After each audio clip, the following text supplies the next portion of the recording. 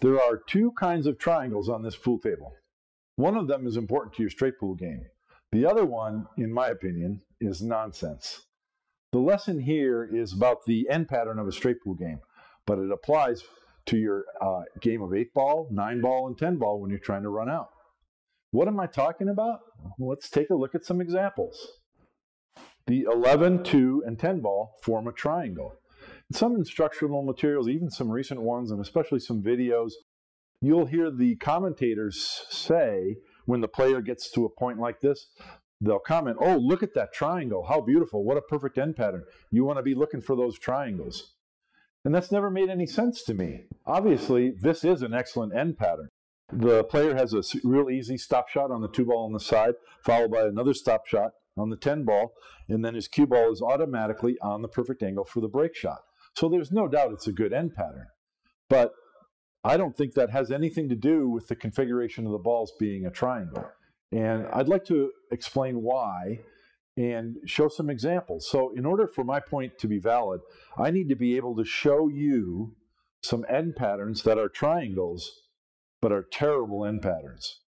And then I need to also be able to show you some triangles where, some end patterns where there is no triangle, where maybe the balls are in a straight line, but it's an excellent end pattern. And in doing so, we'll learn some things about how to create an end pattern, how to find the best way to run out the end of an 8-ball, 9-ball, 10-ball rack.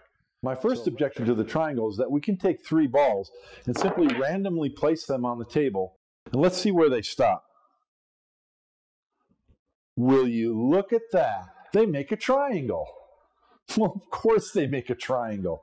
Triangles have 3 corners, and the 3 balls define 3 corners of a triangle. That doesn't say anything about straight pool. It doesn't say anything about what makes a good end pattern. It's simply a statement of geometry.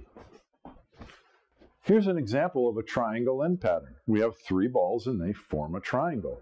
And more than that, I can shoot the 2-ball, just a stop shot, and from that position, shoot the 11-ball, another stop shot.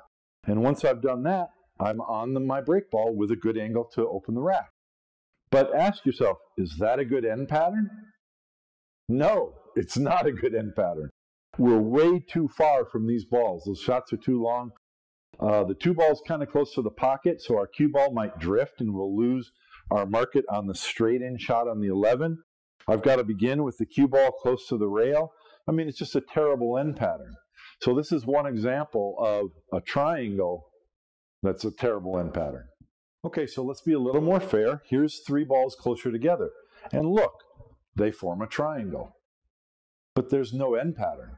If I shoot the 11, I suppose I could draw back and then bring the cue ball 2 rails out of the corner. And that's workable if you have to, but that's not a good end pattern. And of course, shooting the 2-ball first, I don't have much of a shot unless I can draw the cue ball past the 10 and get an angle on the 11 in the corner up here. Neither of those are real good solutions. But there's a triangle. Here we have an excellent end pattern that I'd be happy to have at the end of any rack. And this one works because I have a K3 ball that sets me up for the K2 ball. So when you see this layout, this is a trouble end pattern because we have a trapped ball here. The 2-ball is in the way of my break shot, and you might, geez, how am I going to deal with that? If the 12-ball wasn't there, it'd be a bigger problem. But with the 12-ball here, you can recognize this end pattern, clear all the rest of the balls, and you have a huge position zone anywhere in here to get on this 12-ball. Because once you've done that and positioned the cue ball here, it's a simple matter to just shoot the 2-ball in the corner, follow forward to here, and I have an easy straight-in shot on the 11 in the side, and I'm on my break ball. This is a very high percentage play that doesn't require a whole lot of movement of the cue ball, and the movement it does require is really simple. Look at the layout of the balls. They're in a straight line. There's no triangle. This end pattern is similar to the last one. The balls are in a straight line. There's no triangle. The 15-ball is a great key ball for my 10-ball break shot. All I need is an angle to bounce off the rail, and I have a large position zone to work with. I have a slight angle on the 4-ball, so it's a simple matter to draw up into position for the 15.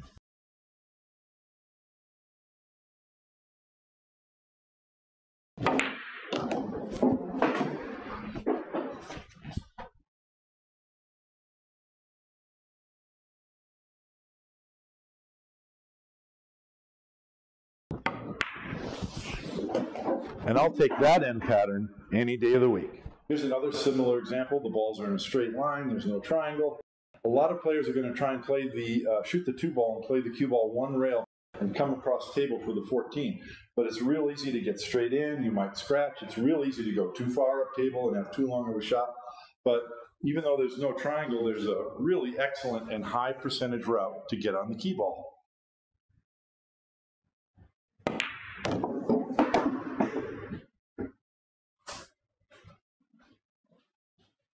It's very easy to play it with speed control to hit the third rail and bounce off, so you have the angle that you need.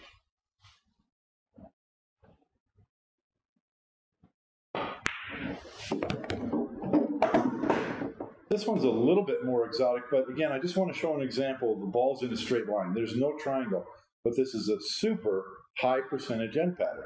As you can see, I don't have a shot on the 4. I'm going to scratch in the side pocket, but I want to get somewhere over here where I have a shot on the 4 in the side, and that's just so natural off from this ball into the corner pocket.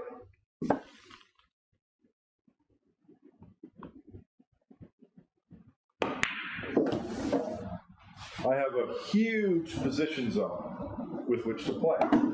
And again, I'll take that end pattern any day of the week. So we've learned that recognizing triangles doesn't really have any values, but what does have value? Let's look at this example. We have a break shot on the 10 ball, and we've decided to use the 4 ball as a key ball. We can get any kind of angle up here and simply go 2 rails up to center table for the 10 ball break shot, and that's a real common end pattern. There's other patterns on the table, but that's the one we're looking at. So if I'm clearing the balls on the table, I want to recognize that I need a key ball, a K2 ball, for the 4. And either one of these balls could work, but which one's better? When you look at the layout of the table, the 9 ball's better. So if I was going to clear the table and recognize these remaining balls, I would want to clear the 15 earlier so that only these balls remain. The reason why is I'm going to shoot this up table ball to play position for my K2. Well, I have a cut shot, and where does the cue ball go naturally? It goes to the head rail on the side here, and I'm right on the 9 ball. If I instead cleared the 9 ball earlier in the rack, now I need to play position on the 15, and I need to come tighter in the corner and get my speed control just right. Because if I go too far, then I'm too thin to get on the 4, and if I don't come far enough, now I've got a cut shot, and it's going to be hard to get on the 4. So I use the word that we're looking for. We're looking for a route where the shot you're shooting leads naturally to the next ball. And that's the case here. I would want to clear the 15 early because this leads naturally to the 9 ball.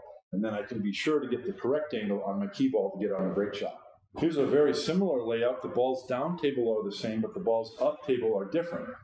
Now, I want to recognize this opportunity earlier in the rack so that I can make a decision on which of these 2 balls I'm going to leave and which one I'm going to remove. In the earlier example, the 15 ball was the one I wanted to remove because it was harder to play position for. But take a look at this.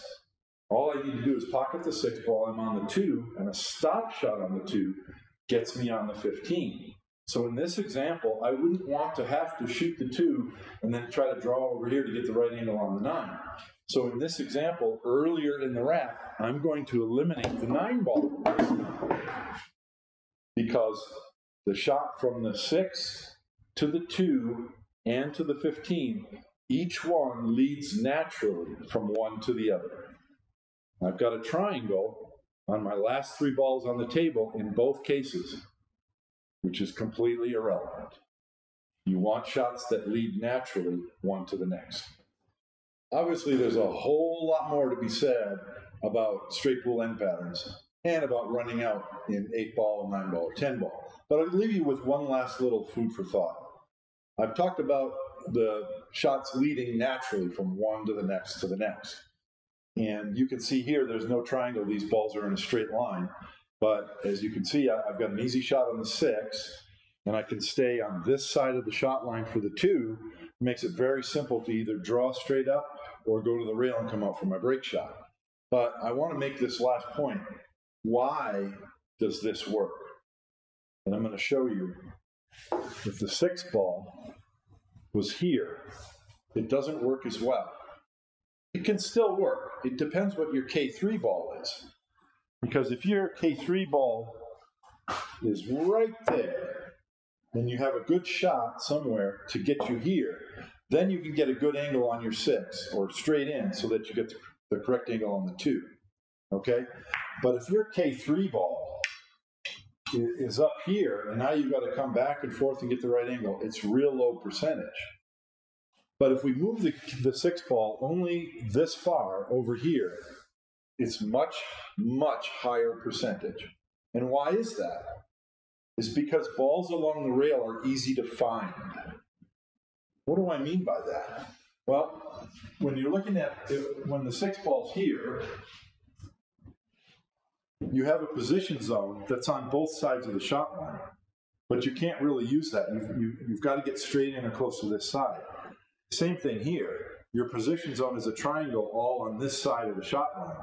But because you can use the rail's so close to the object ball, it's real easy to get the correct angle.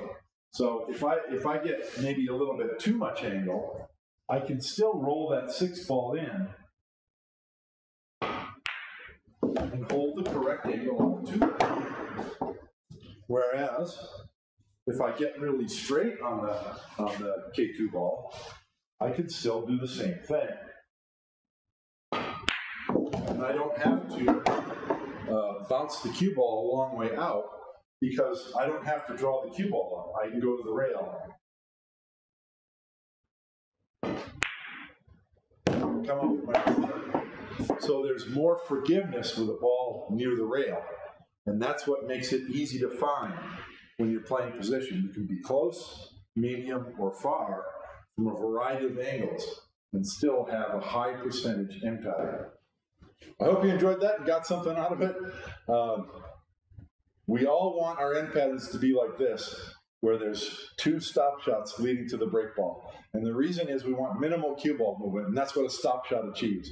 We're not always going to get it. In fact, I think we're going to get that type of pattern less than half of the time. But remember that even though I've got 3 balls in a triangle, that's not what's relevant. What's relevant is that each shot leads naturally to the other, and that I have a super high percentage play to get on each ball. Hope you enjoyed that, and stay tuned for more from Shortstop on Pool.